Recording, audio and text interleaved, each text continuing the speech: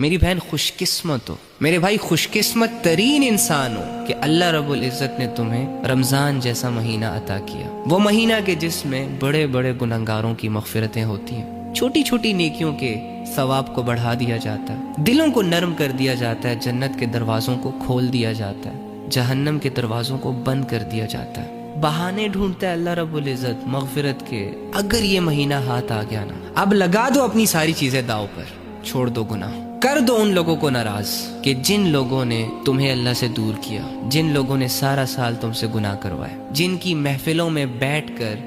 کبھی عقل کی بات نہیں سنی، ہمیشہ فضولیات، ہمیشہ غیبتیں، دور ہو جاؤ ان لوگوں سے۔ اب وہ نفس جو سارا سال تمہیں اپنی انگلیوں پر نچواتا رہا، تیری زندگی کو الجھاتا رہا، اللہ کی نافرمانیاں کرواتا رہا، اس نفس کو لگام ڈال، اس نفس کو تنگ کر۔ وہ نفس کے جو گندگیوں میں، بے حیائیوں میں اور اللہ کی نافرمانیوں میں خوش رہنے لگا، جو باغی ہو چکا ہے اللہ کا، جس نے تیرے اور اللہ کے درمیان دوریاں پیدا کی، لذتوں کے نشے کروائے، اس باغی نفس کو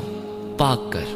چاہے اس کے لیے تجھے لوگوں سے کٹنا پڑے، پورا مہینہ موبائل فون بند رکھنا پڑے، ہر طرح کی قربانی دے کر اپنے اس نفس کو پاک کر۔ اگر یہ نفس گندی حالتوں میں، باغی حالت میں رب کے سامنے کھڑا ہو گیا نا، تو تیرے لیے مسائل کھڑے ہو جائیں گے۔ آج تو نفس کی ہر خواہش پوری کر کے اس سے لذت لے رہا ہے، لیکن کل اگر اس نفس کی وجہ سے تجھے چھوٹا سا بھی عذاب دیا گیا نا، تو اس عذاب کی تڑپ تیرے نفس سے برداشت نہیں ہونی۔ تو بھائی یہ مہینہ اگر ہاتھ آ گیا نا، تو یہ نفس کو پاک کرنے کا مہینہ ہے۔ اللہ فرماتا ہے قد افلح من زکاہا، کامیاب ہو گیا وہ شخص جس نے اپنے اس نفس کو پاک کر لیا، اپنی محنتوں سے، اپنی کوششوں سے، دعاؤں سے، کبھی رات کی عبادت، کبھی دن کی عبادت، کبھی ذکر اذکار، کبھی لوگوں کے ساتھ اچھائیاں، کبھی صبر، کبھی حوصلہ، کبھی بھروسہ، کبھی توکل، ان ساری چیزوں کو استعمال کر کے اس نے اپنے نفس کو پاک کر لیا۔ اب یہ اللہ کی عبادتیں کرتا ہے، اب یہ گناہوں کے قریب نہیں جاتا، اب اس کی زندگی میں کوئی حرام ریلیشن نہیں ہے، اب اس کی زندگی میں کوئی ایسی چیز نہیں ہے جس کی وجہ سے اس کا ٹائم ضائع ہو جائے، اب یہ لوگوں کے لیے نہیں جی رہا، اب یہ اللہ کی ملاقات کی شوق میں جی رہا ہے۔ اور پھر فرمایا وَقَدْ خَابَ مَنْ دَسَّاهَا، ناکام ہو گیا وہ شخص جس نے اس نفس کو گناہوں میں دھسا دیا، گناہوں میں ڈبا دیا، چھوٹے چھوٹے گناہوں سے اس نے سٹارٹ لیا، خیر ہے کچھ نہیں ہوگا، یہ تو سب کرتے ہیں، کرتے کرتے یہ چھوٹے گناہ اسے بڑے گناہوں کی دلدل میں لے گئے، اندھیروں میں لے گئے، غفلتوں میں لے گئے۔ تو میری جان بہت ہوا، یہ اللہ کی نافرمانیوں میں گناہ کر کر کے واللہ ہمارے ذہن بند ہو چکے ہیں، ہمارے دل بجھ چکے ہیں، ہمارا جسم بوجھل ہو چکا ہے۔ یار یقین کرو جب تمہارے دل کے جذبے اللہ سے جڑیں گے، اوئے ہوئے ہوئے ہوئے،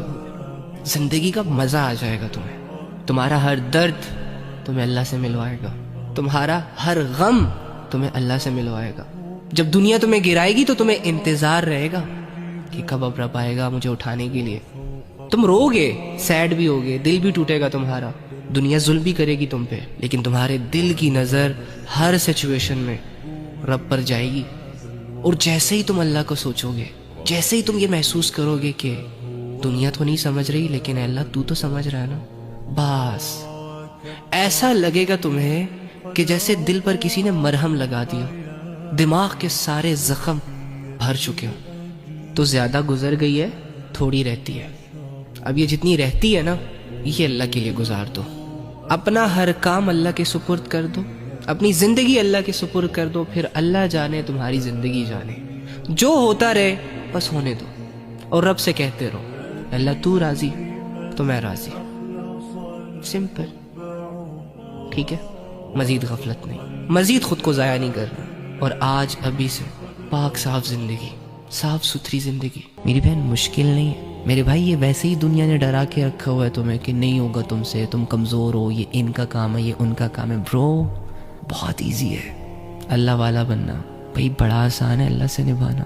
صرف خواہشوں کو قربان کرنا ہے، گناہوں کو قربان کرنا ہے، باقی اللہ ہی اللہ رہ جائے گا آپ کی لائف میں۔ تو بتاؤ میں کتنے دل سے تم سے بات کر رہا ہوں یار، کاش تمہیں پتہ چل جائے، ایک انسان کی فکر اگر تمہیں نظر آ جائے نا تو تم اپنے آپ کو بدلنے پہ مجبور ہو جاؤ، تو ایک رب کی محبت، اوئے ہوئے، اگر اسے تم انڈرسٹینڈ کر لو تو خود کو بدلنے کے بغیر تمہارے پاس کوئی دوسرا آپشن ہی نہیں رہے گا بھائی۔ تم مجبور ہو جاؤ گے خود کو بدلنے میں. تمہارے ایموشنز تمہارے کنٹرول میں نہیں آئیں گے. تم رو رو کے یہ فیصلہ کرو گے کہ بس